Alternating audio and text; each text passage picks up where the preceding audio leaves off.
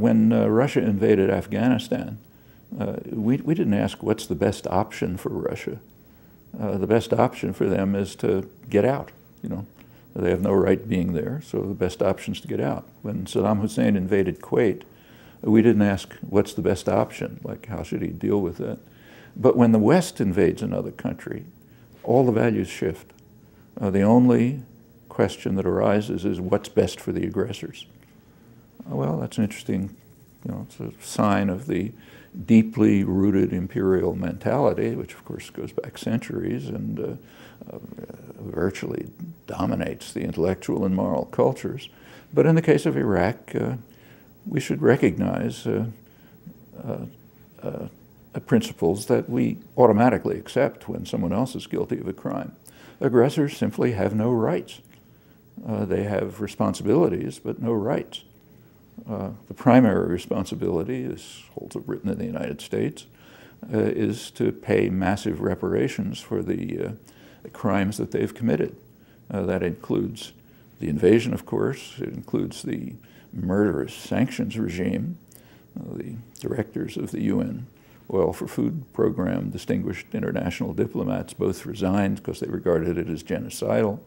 It includes support for Saddam Hussein through his worst atrocities, long after the end of the war with Iran. In fact, even after the first Gulf War, when President Bush the first authorized Saddam to crush the rebellion, internal rebellions that probably would have overthrown him. Well, massive reparations are certainly called for. Second responsibility is to hold the guilty accountable. And the third responsibility is to pay attention to the voices of the victims. And we have a pretty good sense of what they are. It doesn't enter into debate. So if you look at the presidential debates or the discussion of the options, one voice is missing, Iraqis. And it's not that the voice is not heard. The Pentagon in December released its latest study of focus groups all around Iraq. And it presented its report as an optimistic report. It said there's good news. Iraqis have shared beliefs. So there's hope for reconciliation, contrary to what is said by people who think that the sectarian violence is out of control. Then look down and see what the shared beliefs are. The shared beliefs are that the United States is responsible for the sectarian violence and the other crimes, and that the invaders ought to pull out and leave the country for the Iraqis. That's the shared beliefs. That's the good news. Well, that position does not enter into discussion in the West. It's reported, but it's forgotten, because it doesn't matter. We run the world. We own the world. We decide what's best. I can have my own opinion on what we ought to do. Others can have their own equally uninformed opinions, including the CIA and military intelligence. But what matters is what Iraqis want. And we should give them the opportunity to construct policy. By Iraqis, I do not mean the government that is established in the highly protected, heavily protected U.S.-run green zone. Yeah, it's there, but that's not the voice of Iraqis any more than the government that the Russians were protecting in Kabul in the 1980s was the voice of Afghans. So those are the responsibilities. From then on, we have to follow those obligations. I don't think there's any good solution for Iraq at this point.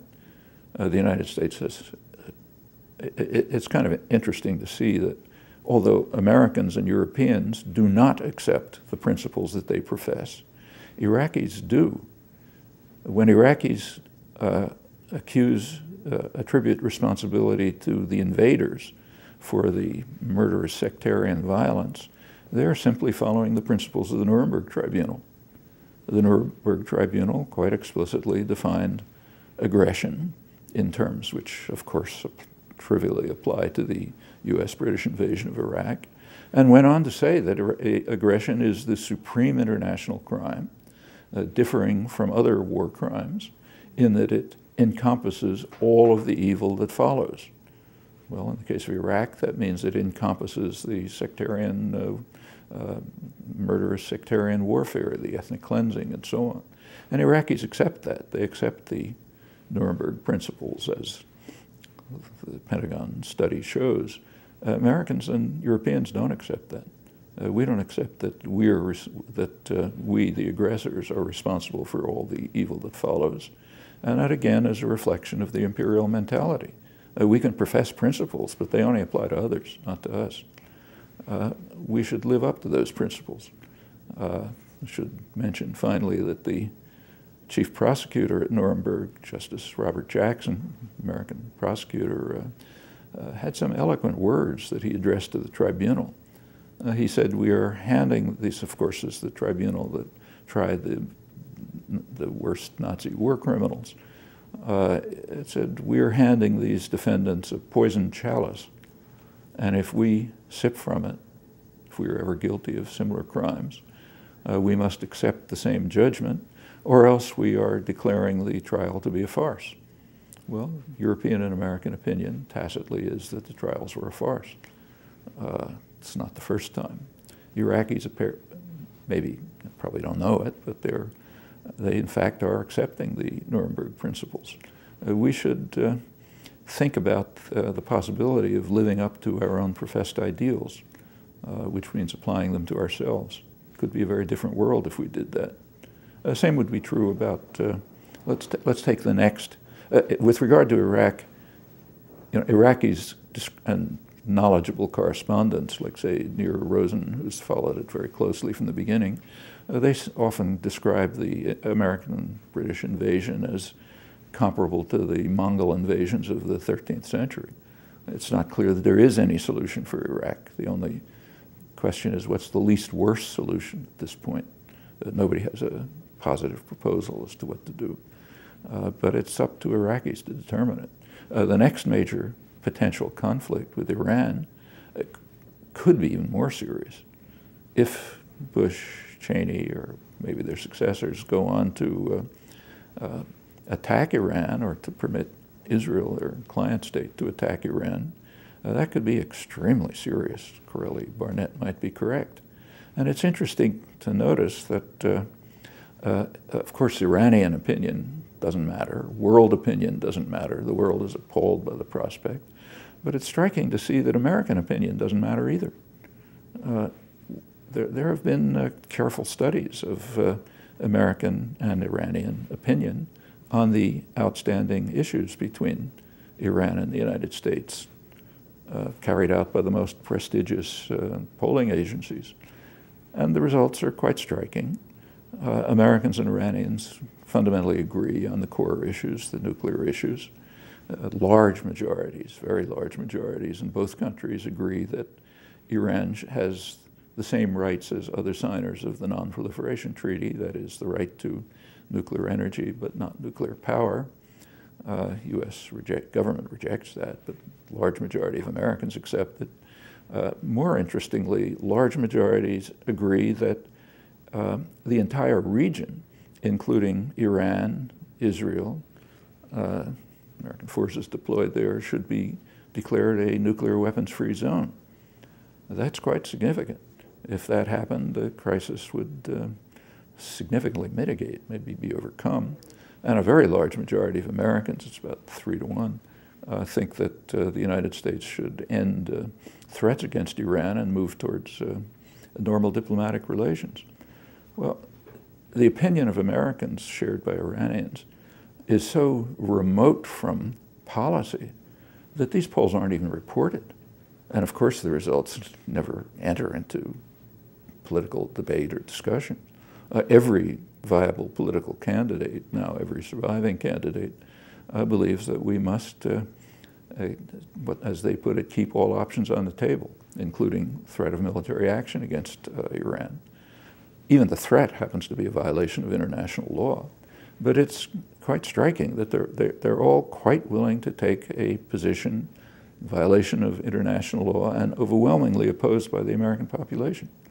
I mean, this is not the only case, I should say. I mean, take, say, the U.S. policy now, 45 years of first large-scale terror, then economic strangulation of Cuba. I mean, ever since polls have been taken, which is several decades, large majority of Americans think that the United States should enter into normal relations with Cuba and end the confrontation. But this just doesn't enter policy. I mean, going back to Iran, if Iran and the United States were functioning democracies, meaning democracies in which popular opinion plays a significant role in determining public policy, then the confrontation would surely be mitigated and might be overcome. That's another serious problem in the West, internal. Are we going to be functioning democracies in which public opinion matters or not? And it doesn't only show up on international affairs. I mean, take, say, the United States. Take domestic issues. I mean, for decades, one of the leading domestic issues for the population has been the healthcare system, which is catastrophic, has twice the per capita costs of other industrial societies and some of the worst outcomes, often third world standards, aside from 47 million people with no insurance and the many millions who are underinsured. So the population doesn't like this, naturally. And they have a preference, namely for a national health care system, maybe something like extending Medicare to the whole population. Well, up until, it's very interesting to see how that's handled in the intellectual culture and the media and the political system. As late as 2004, the last election, this was occasionally mentioned, but it was regarded as politically impossible or lacking political support. Those are the words that are used. Only had the support of the large majority of the population. But that's not political support. In this election, for the first time, 2008, it's become an issue. I mean, the Democratic candidates, at least, have put forth proposals which approach what the general population wants. What's changed between 2004 and 2008? Not public opinion, it's the same. What's changed is that a major sector of the corporate system is now objecting to the irrationality, expense,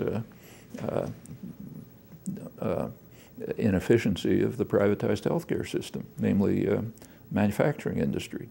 General Motors says it costs them over $1,000 more to produce a car in Detroit than it does across the border in Windsor, Canada, where they have a functioning healthcare system. Well, when a major sector of corporate power enters the game, then it becomes politically possible. It tells us a lot about American democracy, as does the fact that there's no reporting on it. Try to find some mention of the reason for the change. Well, these are all internal problems in the West, serious ones. I mean, there's enormous problems, much more serious problems of functioning democracy elsewhere in the world, of course. But even in the industrial West, there's plenty to be concerned about. These are also matters of significance. It's a matter of significance, for example, that the poorest country in South America, namely Bolivia, had an election which reached a level of authentic democratic participation that we can't even dream of. Population was engaged, the majority issues were serious, people knew what the issues were. They'd been struggling about them for years, not just on voting day. They elected someone from their own ranks who was committed to significant issues that the population majority of the population decided were their own. It really doesn't happen in Western elections, certainly not in U.S. elections. Those are things we should be concerned about too.